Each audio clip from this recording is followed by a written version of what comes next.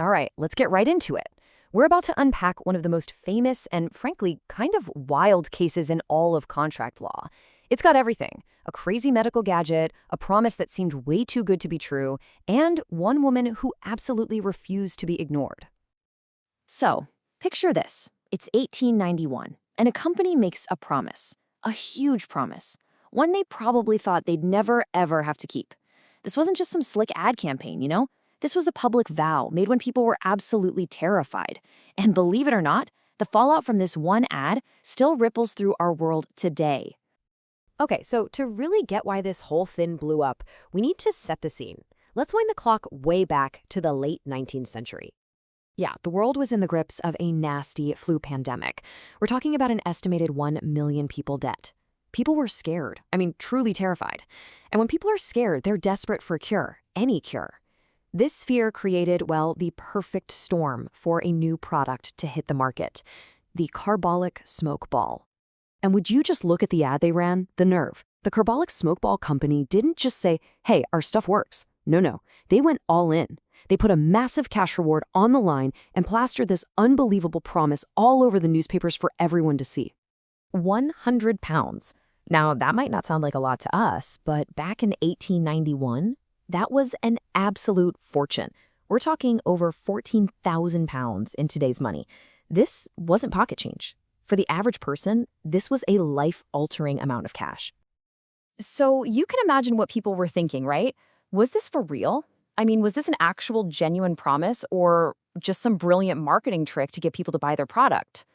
Well, the company seemed to have an answer for that. They put this little sentence right there in the ad. They literally deposited 1,000 pounds in the bank just to prove, and I'm quoting here, our sincerity in the matter. So they weren't just talking the talk, they were showing everyone the money was there. And this little detail, it becomes so important. All right, so the stage is set. The company's got this bold promise out there, they've boxed it up with cash in the bank, and now they're just watching the sales come in. What they didn't plan for, though, was a woman named Mrs. Louisa Carlyle. See, Mrs. Carlyle took them at their word. She saw the ad, she went out and bought the smoke ball, and she used it religiously, 3 times a day for almost 2 months, just like the instructions said. She did her part, and then, yep, you guessed it, she got the flu. So, what does she do? She writes to the company to claim her 100-pound reward, just like the ad promised. And what do they do? First, they ignore her. Then, they flat out refuse to pay. Their argument? Oh, that ad? That wasn't a real contract. And, boom, the battle lines were drawn. It was on. So, this whole mess ends up in court. And the Carbolic Smokeball Company, they don't just show up empty-handed. They come in with some pretty slick legal arguments they think will get them out of this. Their number one argument was this: the ad was just mere puff. Now, that's a real legal term.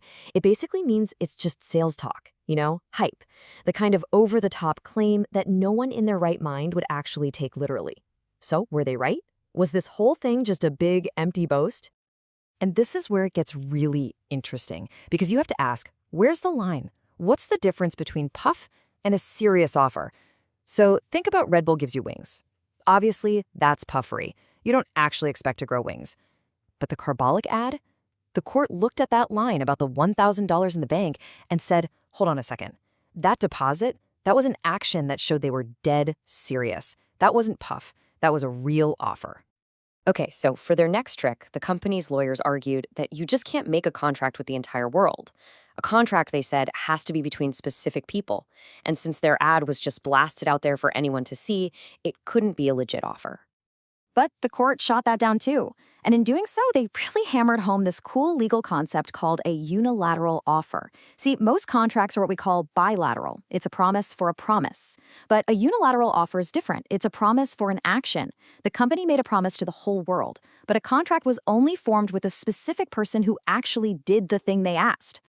And one of the judges, Lord Justice Bowen, came up with this brilliant way to explain it. He said, look, if I put up a poster saying my dog is lost and I'll pay a reward to whoever finds him, do you have to write me a letter saying I accept your offer to look for the dog? Of course not.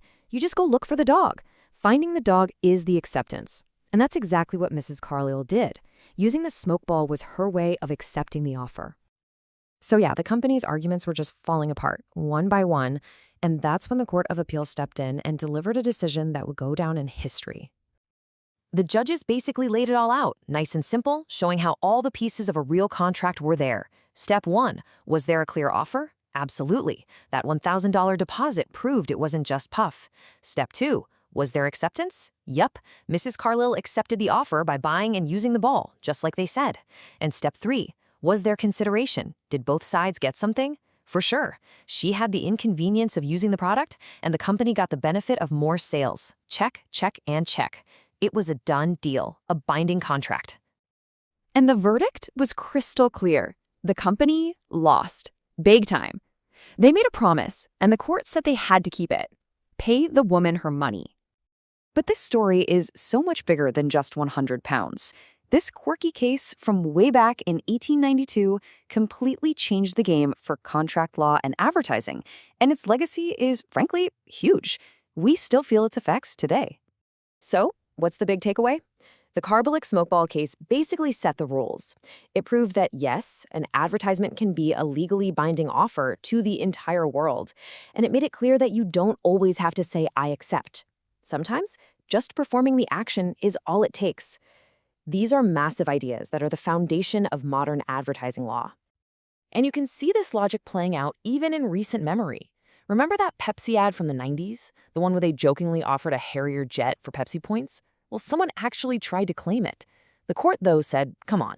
It was clearly a joke, it was puff. No reasonable person would think Pepsi was actually giving away a military fighter jet. And the legal reasoning they used to make that call? It goes straight back to the precedent set by Mrs. Carlyle and her smoke ball. And just to bring this whole incredible story full circle, there's one last ironic twist. Louisa Carlyle, the woman who took on a company and won, she went on to live a very long life, all the way to 96. And when she passed away in 1942, do you know what the cause of death was listed as? You can't make this up. Influenza. So the next time you see an ad promising you the world, think about this story. Think about Louisa Carlyle. And ask yourself, is what I'm seeing a real promise? Or is it just a bunch of smoke?